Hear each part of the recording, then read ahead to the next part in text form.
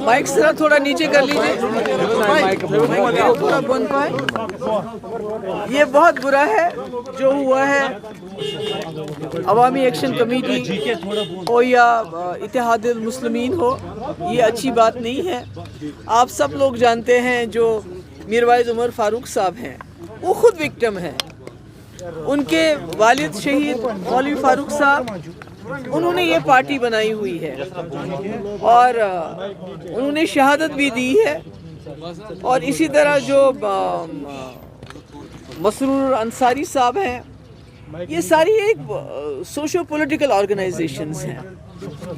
तो मुझे एक चीज़ समझ नहीं आती कि एक तरफ से गवर्नमेंट ऑफ इंडिया ये समझती है उमर फारूक साहब की नज़ाकत को, और जिसकी वजह से उन्होंने उनको Z+ कैटेगरी की सिक्योरिटी दी है एक तरफ से, दूसरी तरफ से उनकी पार्टी को बैन कर दी है।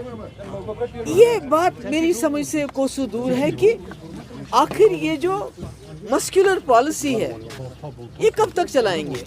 या तो ऐसा है कि ये मौलवी उमर फारूक साहब हो या जो ये दूसरी जमात है इत्तेहादुल मुस्लिमीन अंसारी साहब हो, या तो गवर्नमेंट ऑफ इंडिया इनको ब्लैकमेल कर रही है किसी चीज़ के लिए कि आप ऐसा करो, आप ऐसा करो।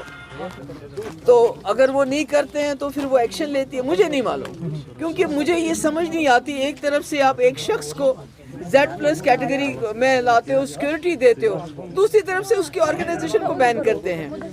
तो मैं समझती हूँ, मेरा ये ख्याल है कि ये नहीं होना चाहिए। आपने बहुत मस्कुलर पॉलिसी इख्तियार की, अब कहीं ना कहीं लोगों को हीलिंग टच की ज़रूरत है, नरमी की ज़रूरत है।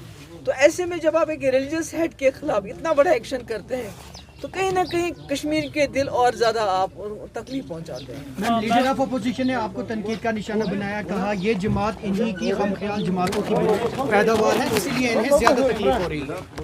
ये देखिए ना, लीडर ऑफ अपोजिशन से ये पूछना चाहिए कि आपकी सरकार ने अभी उनको Z कैटेगरी की सिक्योरिटी दी है, वो क्यों दी है?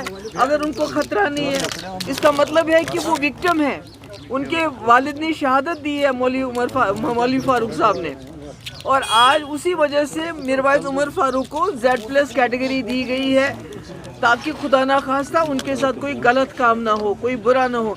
अगर वो एंटी नेशनल होते तो फिर सिक्योरिटी तो नहीं देते ना। मैम, इमोशनल हुई आप, क्या वजह है कि आप इमोशनल हुए? आपके आप नहीं, देखिए, नहीं इमोशनल की बात नहीं है। मैं समझती हूँ कि जो इस वक्त जम्मू कश्मीर में हो रहा है, मतलब कि आप एक रहनुमा जिसके वालिद ने कुर्बानी दी, इतनी बड़ी कुर्बानी दी है, आप उसकी पार्टी को बैन करते हो, किस वजह से? और अफसोस तो ये है कि जो यहाँ चुनी हुई सरकार आई, जिससे लोगों को उम्मीद थी कि कहीं ना कहीं हमारा बचाव होगा, तो उसका तो उल्टा हो रहा है।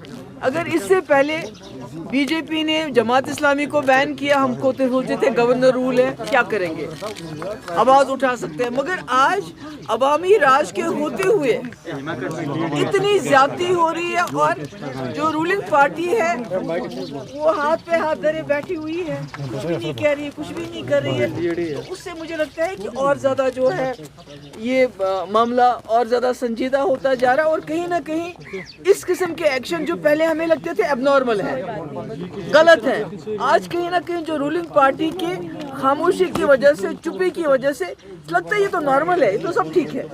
नरवा जी, अभी चूंकि एग्रीकल्चर का सीजन आ रहा है और यहाँ से खबरें आ रही है कि